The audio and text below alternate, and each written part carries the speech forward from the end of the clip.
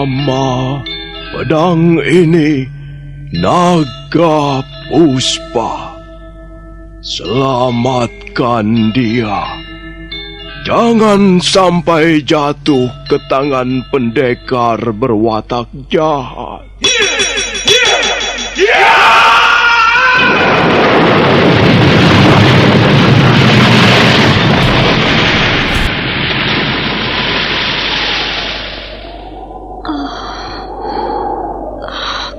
Kakang Kamandanu, kau masih juga tidak percaya bahwa aku mencintaimu. Meisin, maafkan aku, Meisin. Meisin, Meisin!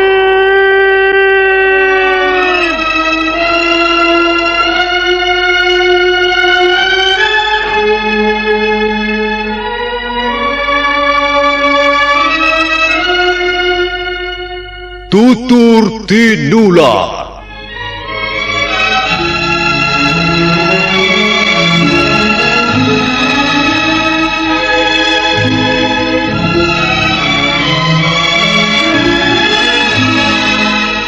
Sebuah sandiwara radio serial, produksi Sanggar Cerita dan teater Sanggar Prativi. Sebuah kisah dengan latar belakang sejarah runtuhnya Singasari dan berdirinya Kerajaan Majapahit.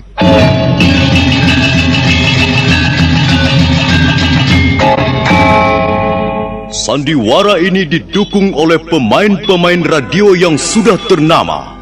Ferry Fadli, Ivone Rose, dan Eli Ermawati.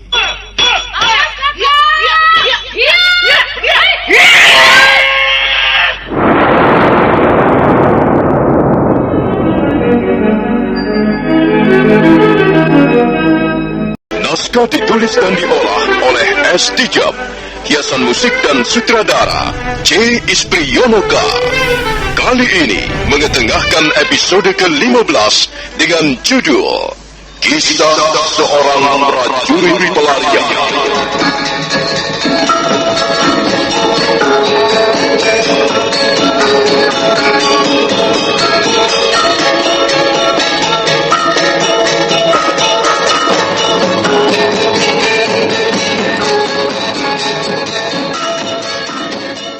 Dalam seri ke-442 ini didukung oleh para pemain Chris Ursman sebagai Mahwan, Eli Ermawati sebagai Meisin, Ivone Rose sebagai Sakawuni, Ferry Fadli sebagai Arya Kamandanu, Ignatius dan Pegis sebagai prajurit, dan Asdi Suhastra pembawa cerita. Selamat menikmati.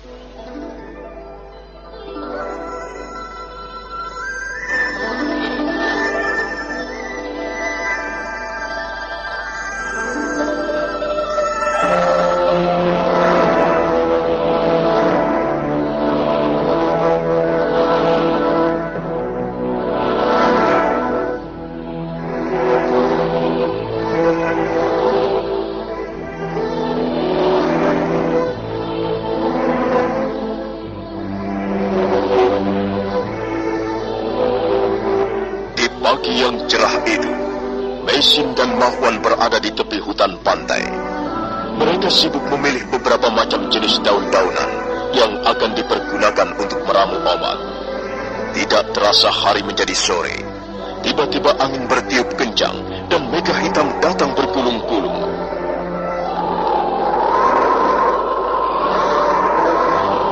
Nona Meisin, tiba-tiba langit mendung.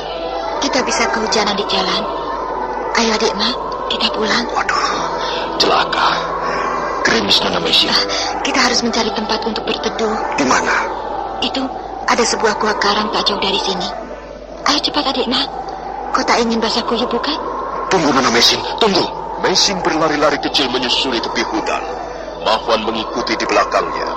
Sementara itu angin bertiup semakin kencang dan hujan pun mulai turun membasahi bumi.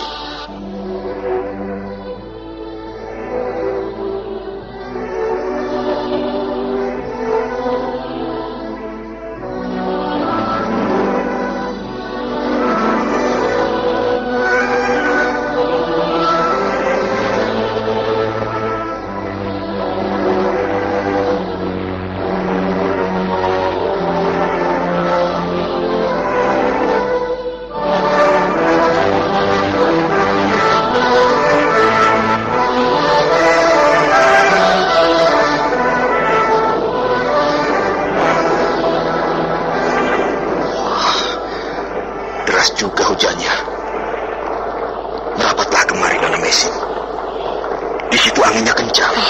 Tidak, adik Ma. Yang penting pakaianku tidak basah.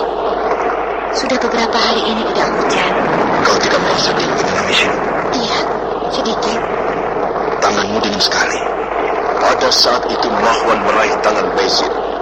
Mesin terkejut, tapi buru-buru dia menyembunyikan perasaannya. Dia tidak ingin membuat Mahwan kecewa. Sudahlah, adik Ma. Lepaskan tanganku.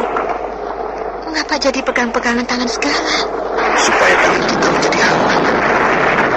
Supaya tubuh kita tidak kedinginan. Sudahlah. Mudah-mudahan hujan akan segera berhenti. Kalau hujan berhenti, Ya, tentu saja kita akan pulang. Kasihan Bapak Umum dan Bapak. Mereka harus bekerja tanpa kita. aku akan berdoa supaya hujan ini berlangsung lama sekali. Kalau perlu, jangan berhenti. Ya, biarlah hujan selama-lamanya. Jangan begitu, adik Ma. Kasihan orang-orang tidak bisa bekerja. Mereka harus bekerja setiap hari untuk keluarganya. Kalau hujan terus-menerus, bagaimana mereka bisa bekerja? Dan lagi, kalau hujan terus-menerus bisa mendatangkan banjir besar. Semua orang akan menderita. Bukan begitu, Nona Mesin. Bukan begitu maksudku. Biarlah hujan ini tidak segera berhenti. Sementara orang-orang masih bisa bekerja. Aku cukup gembira kalau hujan ini bisa berlangsung sampai pagi nanti. Kalau hujan sampai pagi, kita tidak bisa pulang. Kita tidak usah pulang. Di sini saja. Apa yang akan kita lakukan di sini? Ya, kita bisa duduk-duduk. Kita bisa bicara tentang berbagai hal sambil menunggu hujan reda. Kalau lelah, kita bisa berbaring di tempat ini. Masa begitu? Nona Mesin. Ada apa, adik Ma? Tidak. Aku takut Nona marah. Mengapa harus marah? Katakan saja, adik Ma. Saya hanya ingin mengatakan bahwa hati saya merasa bahagia sekarang ini. Syukurlah, adik Ma. Saya senang melihat kau bahagia. Hati saya merasa tentram. Hati saya merasa damai. Ketika masih di tanah leluhur saya belum pernah mengecap masa-masa remaja. Usia 16 tahun, sudah masuk dinas ketentaraan. Dan ketika kapal-kapal perang kami berlayar mengarungi samudera menuju tanah Jawa, saya merasa bakal kehilangan masa-masa yang indah sebagai remaja. Adik Ma, apakah kau belum pernah mempunyai pacar? Pernah, sekali. Pacar saya sangat cantik. Di mana dia sekarang? Di sini, di depan saya. Adik Ma bisa saja. Saya sudah tua. Saya tidak pantas lagi bicara-bicara soal seperti itu. Nona Mesin tidak marah, bukan? Tidak. Karena saya tahu adik Ma suka bergurau.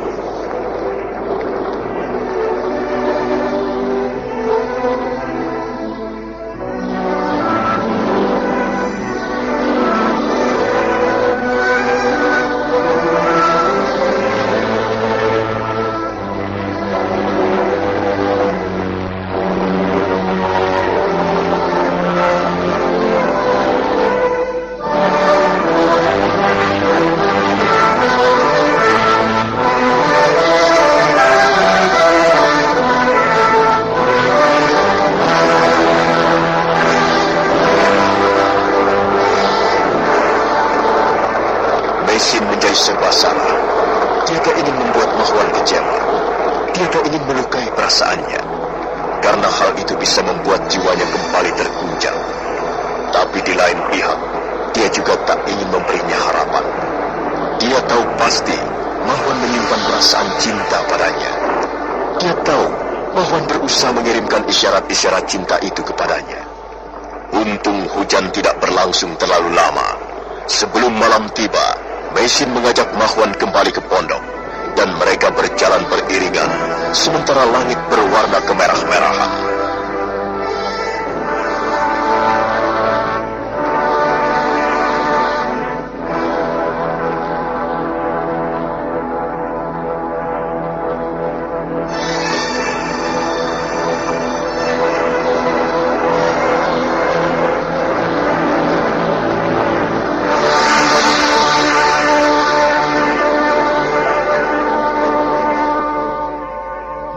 Harinya Mahwan tidak bisa tidur. Dia gelisah di atas pembaringan. Sebentar balik ke kiri, sebentar ke kanan. Wajah Meisin, senyumnya yang lembut, matanya yang bersinar-sinar, melekat erat di langit-langit ingatannya. Oh, Nona Meisin, tidak tahukah kau bahwa aku menaruh hati padamu? Tidakkah kau dengar debur jantungku yang selalu merindukan? Oh, Nona Meisin, aku banyak berhutang budi kepadamu. Kau telah membalikkan jalan hidupku, mengembalikan diriku kepada cara hidup yang benar. Kau telah berhasil membuatku bertekuk lutut. Kau telah merampas daya ingatanku sampai habis tiada sisa. Tak ada lagi yang bisa menyenangkan hidupku kecuali memikirkanmu, mengenang wajahmu, dan memuja kepribadianmu. Oh, Nona Meisin, alangkah bahagianya hidup ini jika dapat berdampingan denganmu selama-lamanya. Ingin sekali aku membawa pulang ke tanah leluhur. Dan di sana nanti kita akan membangun sebuah rumah mungil yang akan kita tempati bersama anak-anak kita yang lucu. Setiap pagi aku akan menanam kentang, sementara kau sibuk menyiapkan makan siang. Oh, Nona Meisin, Nona Meisin, jangan biarkan angan-anganku ini menjadi sebuah mimpi. Pandangan Mahwan menerawang jauh, menembus langit-langit pondok yang terbuat dari bambu. Sementara itu Meisin juga terbaring gelisah dalam biliknya. Dia sangat mengkhawatirkan keadaan Mahwan. Dia tak ingin Mahwan terjebak oleh perangkap cinta yang dipasang sendiri. Kasihan adik Ma. Dia masih terlalu muda. Benar apa yang dikatakannya. Dia telah kehilangan masa-masa remaja yang indah. Perang telah merenggut segala-galanya. Perang telah mencapik-capik kebahagiaan manusia. Kasihan adik Ma. Aku harus lebih berhati-hati. Aku harus berbuat bijak terhadap anak muda itu. Cinta. Rasanya asing sekali aku mendengar perkataan itu. Apakah di lubuk hatiku masih bisa aku pergunakan untuk menyemekan seberkas rasa cinta? Mustahil. Hatiku sudah tandus, jiwaku gersang. Semuanya sudah dibawa pergi Kakang Kamandanu. Oh, Kakang, mengapa kau biarkan aku hidup seperti ini? Mengapa kau biarkan bunga-bunga hatiku menjadi kering dan layu? Mungkinkah kau datang lagi dan kita kembali hidup bahagia untuk selamanya?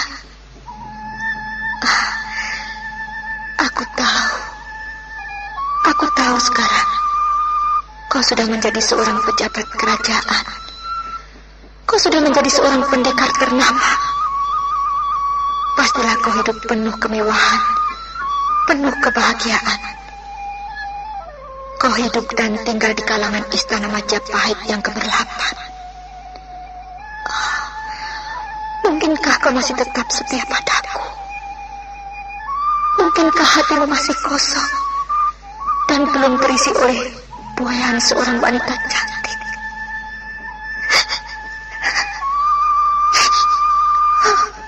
Kakak Kamandanu, memang tidak bisa terlalu berharap kepadamu.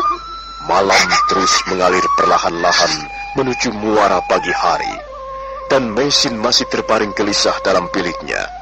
Demikian pula Mahwan.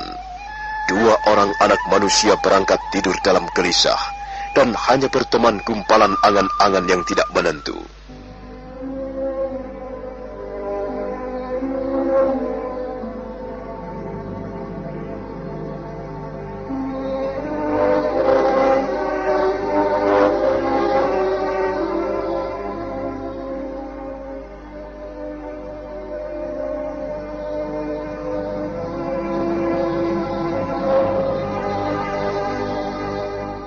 Sementara itu, pada saat yang sama, tapi di tempat yang jaraknya cukup jauh, Arya Kamandanu menggigil kedinginan.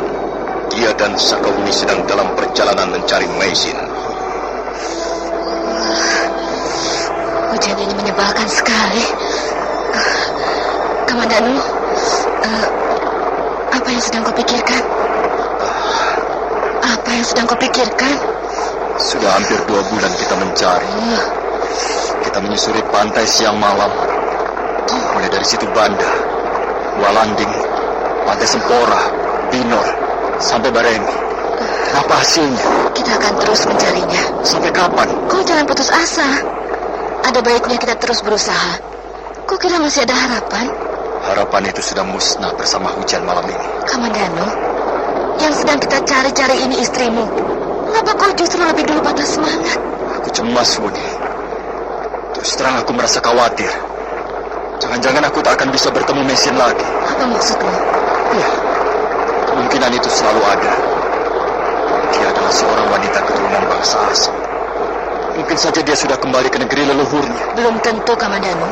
Tapi kemungkinan itu ada, bukan? Iya, mungkin begitu. Mungkin pula tidak. Sudahlah, kita tidak bisa berteduh di tempat ini semalam suntuk. Ayo kita cari tempat menginap. Ayo Kamandanu, naiklah ke atas kudamu. Kita cari tempat menginap. Untuk apa kita berbahasa-bahasa seperti ini? Kukira tak jauh lagi ada sebuah desa. Ayo Kamandanu. Ya. Sakawuni lebih dulu memacu kudanya meninggalkan gua tempat mereka berteduh. Dengan mendesu Arya Kamandanu naik ke atas punggung kuda. Hujan masih turun ketika kuda yang ditunggangi Arya Kamandanu mulai berlari menyusul Sakawuni.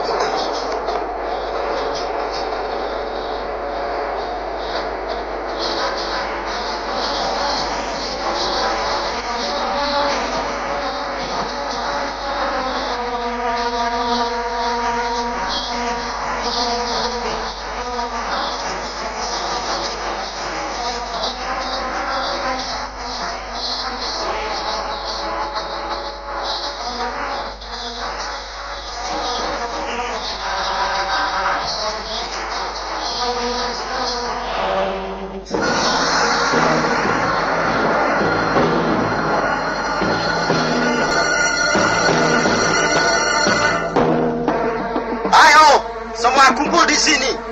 Kau dan kau juga. Semua kumpul. Ayo kumpul.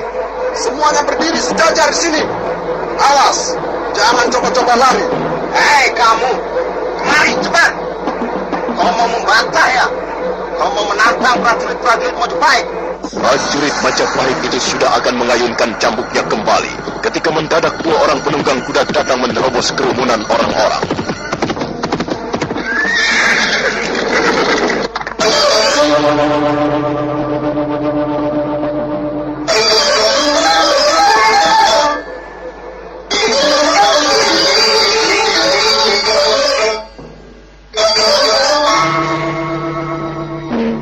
Demit elek. Siapa kau? Berani sekali kau berbuat tidak sopan di depan kami. Kami yang tidak sopan? Coba lihat. Pantaskah seorang prajurit memperlakukan kaum wanita serendah ini? Dekah, lancang mulutmu. Ayo turun. Jangan merasa sok jawara di depan kami. Aku turuti permintaanmu. Kami akan turun.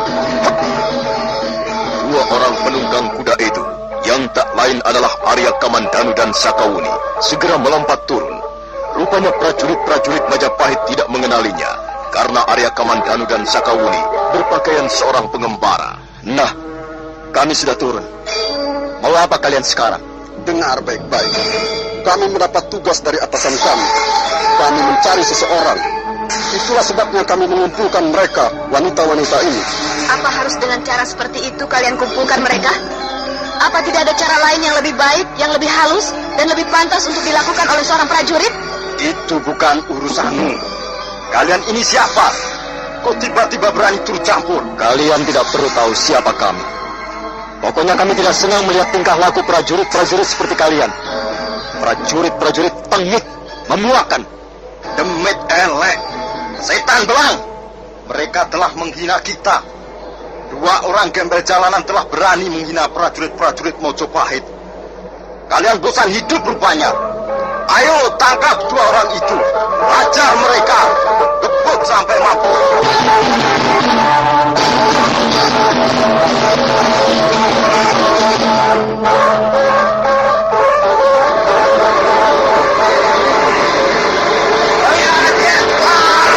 Tuan pun tak bisa dihindarkan lagi.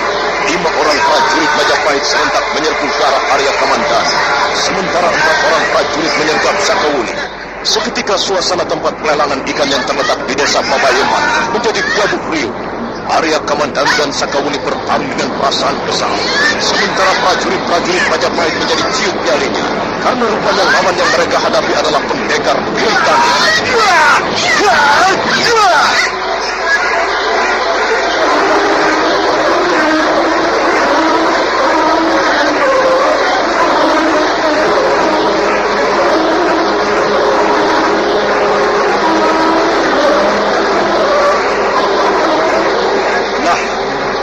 Sekarang, dasar prajurit codok. Ampun Tuan, ampun Tuan Pendekar. Mana cambukmu? Cepat bawa kemari. Ampun Tuan Pendekar, kami hanya menjalankan perintah Tuan. Dengar baik-baik. Siapa senang bermain cambuk akan kena cambuk. Ayo balikan punggungmu. Cepat balikan punggungmu ke arah sana. Ampun Tuan, kami mengaku bersalah. Kami tidak lagi berani berbuat kurang ajar, Tuan. Hah, laki-laki tidak tahu malu. Takut sakit ya? Kalau dicambuk itu sakit, mengapa kau seenak perutmu sendiri mencambuk wanita-wanita ini? Nah, rasakan ini.